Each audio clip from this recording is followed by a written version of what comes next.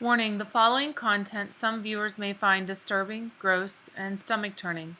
In order to share the following story, we feel this content is needed. Viewer discretion is advised.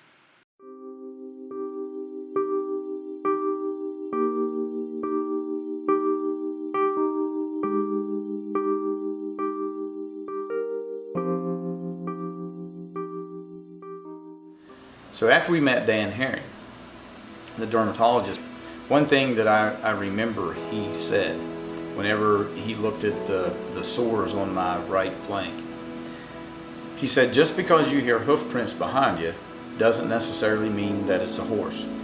It could be a zebra.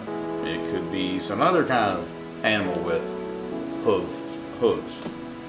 So he said, I'm going to send this off and we're going to have this tested for a couple different things. One of the things he said I kind of think this might be, I'm not sure, is something called pyoderma gangrenosum. Still don't even know what pyoderma gangrenosum is. I have no idea what it is. But I know it's eating a hole in my side. That's what I do know. And he said this is like a long shot. He said, but it could be a fungal infection called blastomycosis. And if it's that, this is some really, really bad stuff. That's when he started all of his tests, and it just started. Dr. Herring went down through the list and started crossing things off and crossing it off and cross X-ray. Didn't show anything in Steve's lungs. And, Steve had told you about the whole the diagnosis before the blasto diagnosis. So that's something, as a wife, you hurry up and you Google everything. You try to learn everything you can about it, so you become educated on it. And I'm like, okay, well, maybe that's it, but I remember his cough. He just always had this cough. He said, so we're going to go ahead and send off some biopsies. Now this is going to take some time in order to be able to get these biopsies back. So after some time had passed, still nothing on the biopsies. We didn't know what it was. And I kept breaking out in these small rashes, and then my side, it would get red all the way almost up to my armpit, and even start to run down my leg and come all the way around my side. And then it would go away, and then it would come back. So we're waiting to see if it's pyoderma gangrenosum or some kind of fungal infection. The oncologist calls and says, hey Steve, let's go ahead and start you on a high dose of steroids and see if we can't get this to start to shrink and start to heal back up. Show you how sneaky blasto is. This was a lab report that was sent in one of the many labs that was sent down for Steve. And in proper clinical setting, we feel that these changes could be seen in pyoderma gangrenosum. Fungal organisms were not identified in a stain. And they had to send it to this doctor, which was the one that gave it the positive blastomycosis upon further review. And it actually started to help. I can't remember the timeline, how many days you're allowed to take steroids before you have to be weaned back off of them, but I was right at that threshold, and we got a phone call and said, hey, stop taking steroids immediately. This is a lot worse than what we thought. This is actually what we have been waiting for. Diagnosis following consultation. This case was sent in, and it goes on to read about that. But the part you want to read is identified some fungal yeast form. Took a stain. Pattern suggests blastomycosis.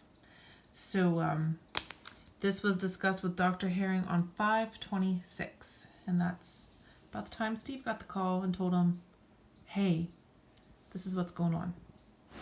Your test came back as having blastomycosis. At that time, we still don't know what blasto is. We don't know what blasto will even do. He said, I happen to have a really, really good friend that I raft with. That's a doctor in Morgantown, and we're going to go ahead and send you there. As a matter of fact, he's waiting for you, and you need to go there now.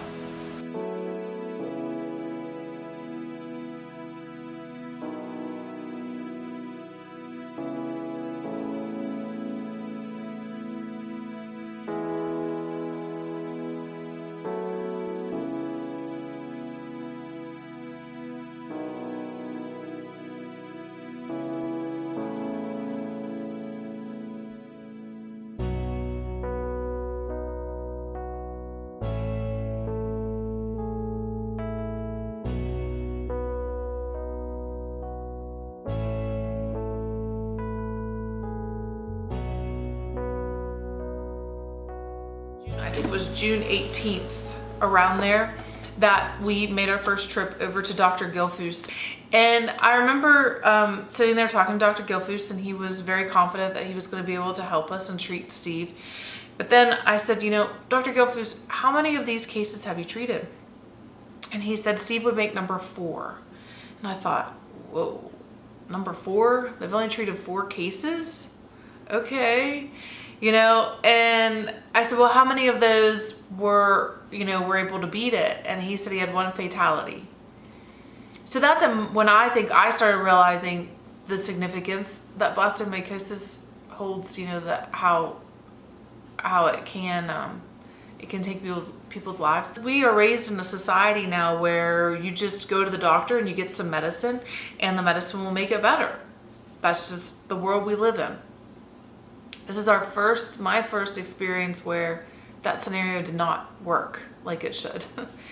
We saw him, and he said, "This is very treatable. It is a very scary thing to have, but we're going to go ahead and start you on itraconazole." He wanted to start me on the liquid form of itraconazole because your body would absorb it a lot better than what the pill would. That the itraconazole for 1 bottle, after our insurance paid their part, it was still up to me to pay $60 for 2.5 days worth of medicine. After about a week, 2 weeks goes by on the itraconazole, I'm telling my wife, like, we're going to have to do something different because this is not going to work. This is extremely expensive, and I don't think I have enough money to take this particular kind of medicine. A big part of Steve's blasto story that we don't talk really publicly about, and I'm just going to briefly touch on it. The employment aspect and the paperwork that entails. So I started breaking it down about doctor's visits, and then just folder to folder, to appeals, to folders, into quarters. How someone can do this as Steve was, it's just honestly impossible. So we had called the doctor, and we had asked him if there was some sort of alternative that we could do, and we ended up taking a pill. And I was trying to quit drinking soft drink, soda stuff at the time, pop. And he said, whenever you take this, you have to drink a Coke. So that was a pretty good answer to me. So I got to have a pop and take my medicine.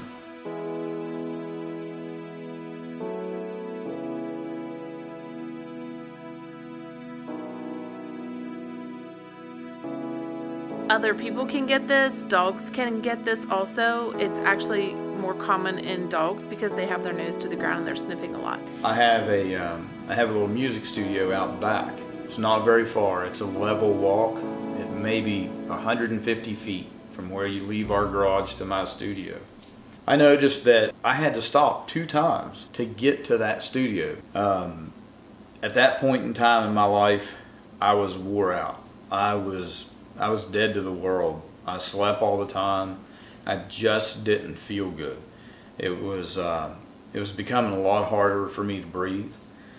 I'd go out of my studio, mess around a little while, come back in the house. And one particular day, a friend was at my house, and we were going to go out in the studio and just mess around for a little while.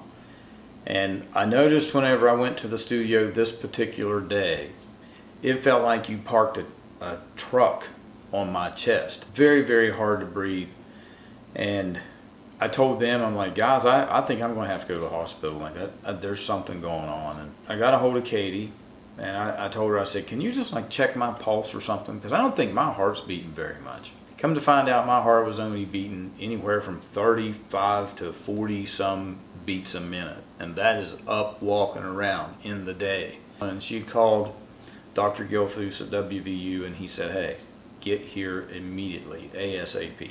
Well, at this time, the doctor recommended with all the antifungal medicines, the precaution is do not drive, do not operate heavy equipment. And Steve was off work. I remember I was driving out with my car the day that Steve walked over, and he just like, he looked so gray, and he looked really bad that day.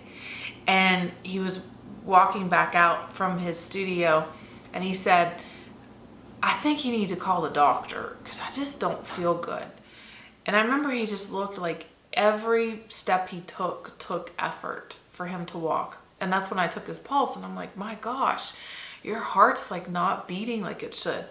And so by this time, I had contact with the doctor, and I called the doctor, and he said, get him over there. And so that's when they put him on the cardiac floor to make sure that, the fungus wasn't affecting his heart. And maybe we were a little naive at the time because we did not realize that the fungus could go to different parts until that moment. He had it in his lungs. The CAT scan had showed the spots in his lungs, and that's when we discovered that it could go to your brain, it could go to your heart. They had to check his eyes. They had to send him to the ophthalmologist to check his eyes to make sure the fungus hadn't went to his eyes. So I think that was the first dose of, medicine doesn't usually, or maybe sometimes doesn't work all the time like it's supposed to. This isn't going to be as smooth sailing as what maybe I had thought. So that's the time I got to spend in the heart ward at WVU, trying to figure out what was going on. Maybe something with my heart. I had an electrocardiogram on my heart. They were checking the valves in my heart to make sure everything was working. Maybe I had a blocked valve or something in that. And what it ended up being was I had a reaction to the itraconazole. I am that 0.002% of people that you see on the drug interactions and precautions whenever you take your medicine. Itraconazole did not do me any good at all.